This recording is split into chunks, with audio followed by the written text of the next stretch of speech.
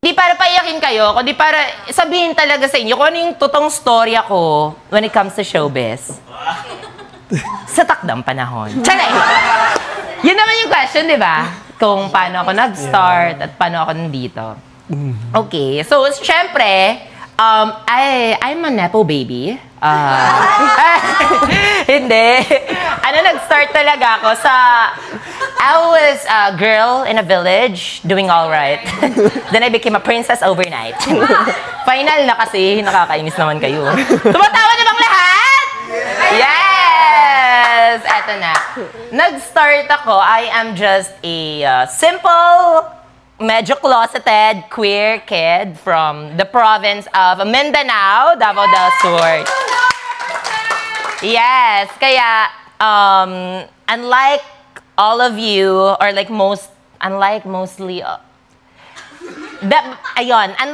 sa inyong lahat, iba talaga yung storya ko kasi lumaki ako sa province. So, lumaki ako na sobrang daming mga greens, alam mo yon.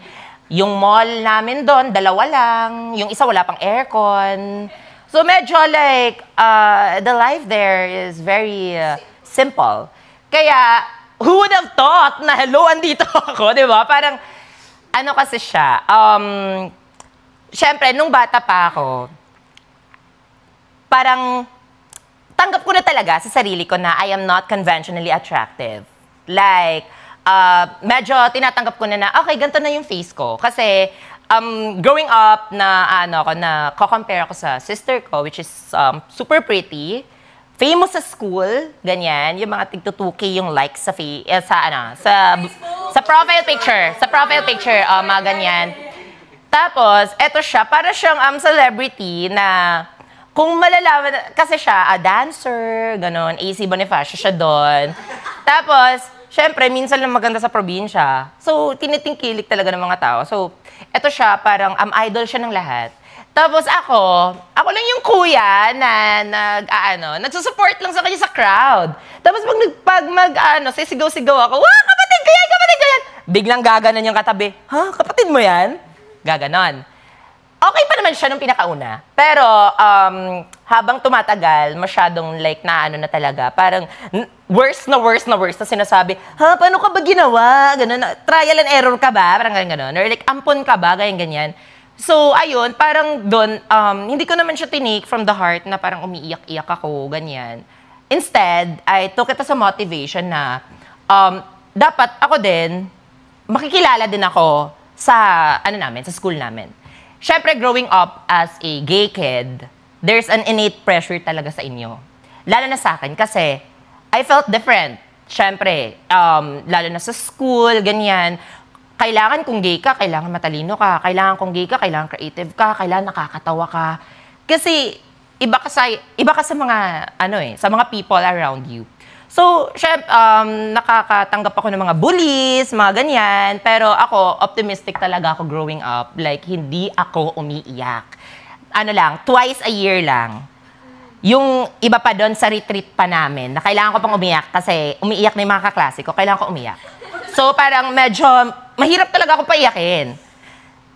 That's not something to be proud of, though. Pero, ayun, nag-start na siya, eto na, nung nag-pandemic.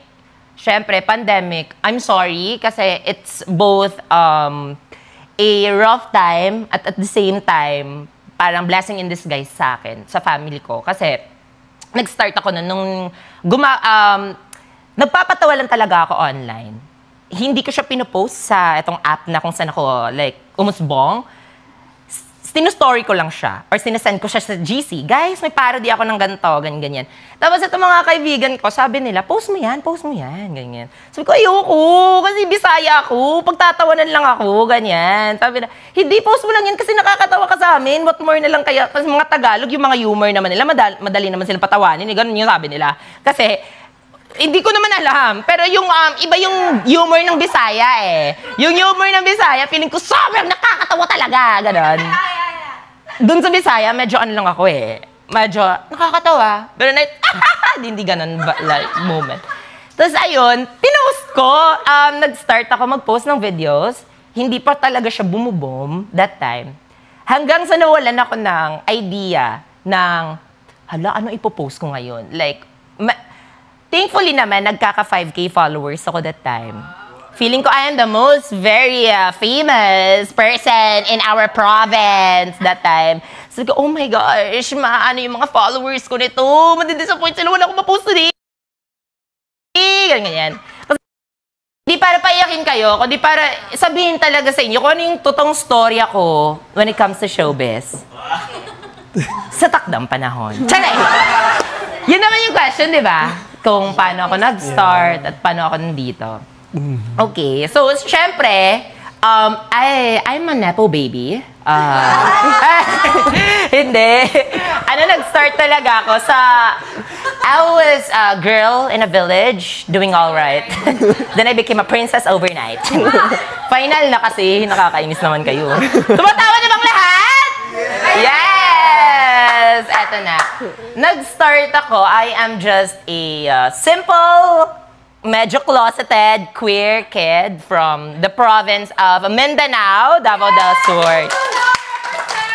Yes, kaya unlike all of you, or like mostly, unlike sa inyong lahat, iba talaga yung storya ko kasi lumaki ako sa province. So, lumaki ako na sobrang daming mga greens, alam mo yon. Yung mall namin doon, 2 lang. Yung isa wala pang aircon. So medyo like, the life there is very simple.